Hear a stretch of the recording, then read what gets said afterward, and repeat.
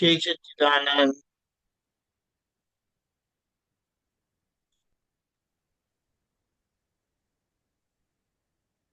હું તું તે કરતા નથી કોઈ, જગ ઊભું છે હિસાબે રે. જેવા ભાવે મૂડી ખર્ચવી, પ્રકાશ આત્મા આપે રે.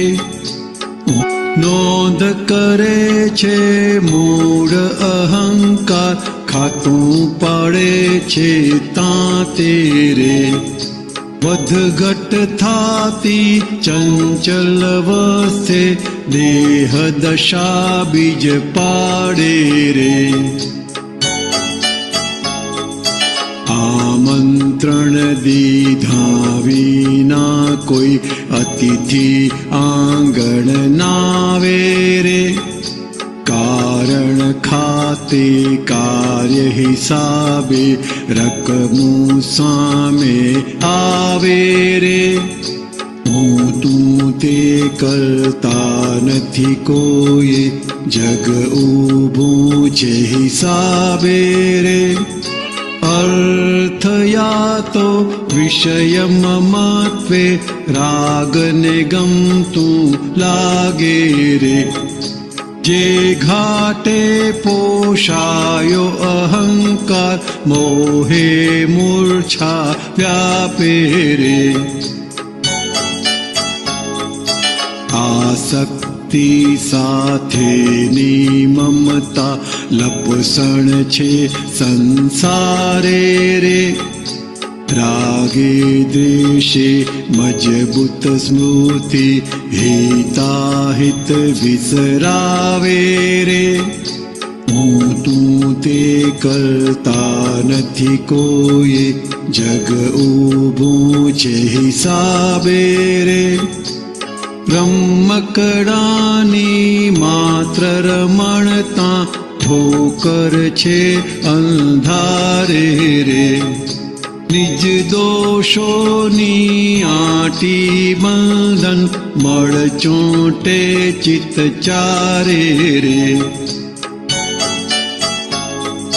સ્વભાવ રસની પ્રાકૃત અસરો, ત્રિદંડી બહાર પાડે રે.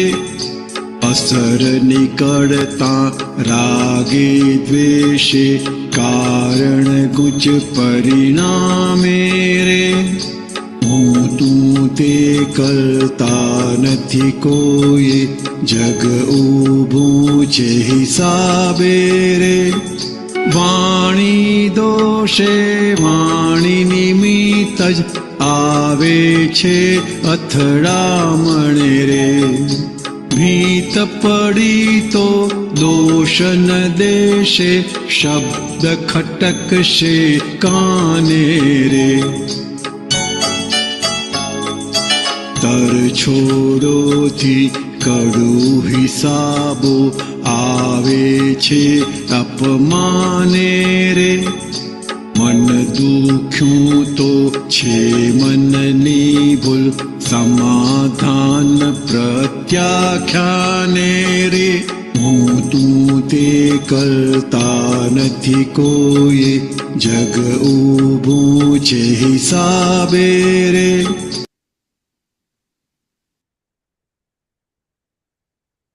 જય સચ્ચિદાનંદ. આ સામાન્ય રીતે આ જ્ઞાન પછી આપણને સમજાવ્યું છે કે કર્તા ભાવ ઉડી જાય છે અને વ્યવસ્થિત શક્તિ કરતા છે એવું સમજાય છે. હવે અહીંયા જ્યાં એવો કર્તા ભાવ મૂળમાં રહ્યો નથી, પણ આપણને અકર્તા પદ મળ્યું છે અને હજી કર્તા ભાવ વાળી બુદ્ધિ રહેલી છે. એટલે એના માટે એમ કીધું કે સૂક્ષ્મતર ધોરણે, બુદ્ધિનું ધોરણ અંદરનું છે, સૂક્ષ્મતર છે, એ આપણને વ્યવસ્થિતની આજ્ઞા પાડવા દેતી નથી. એ સામે ફાચર મારે છે, ગૂંચવે છે. આવું તો કઈ હોય? આવું કેમ કરીને આપણાથી કરાય? આવું આપણાથી કેમ કરીને સ્વીકારાય?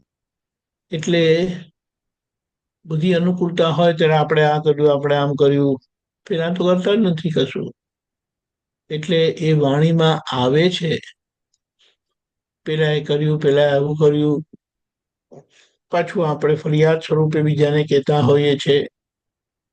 એટલે છેલ્લા કઈ નહીં તો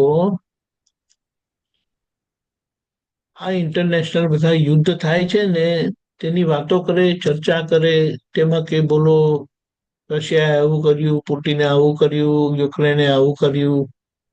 એટલે આમાં આપણને આ પદ બહુ સરસ સમજણ પાડે છે કે આ જે બધું બને છે ને તે હિસાબથી થાય છે.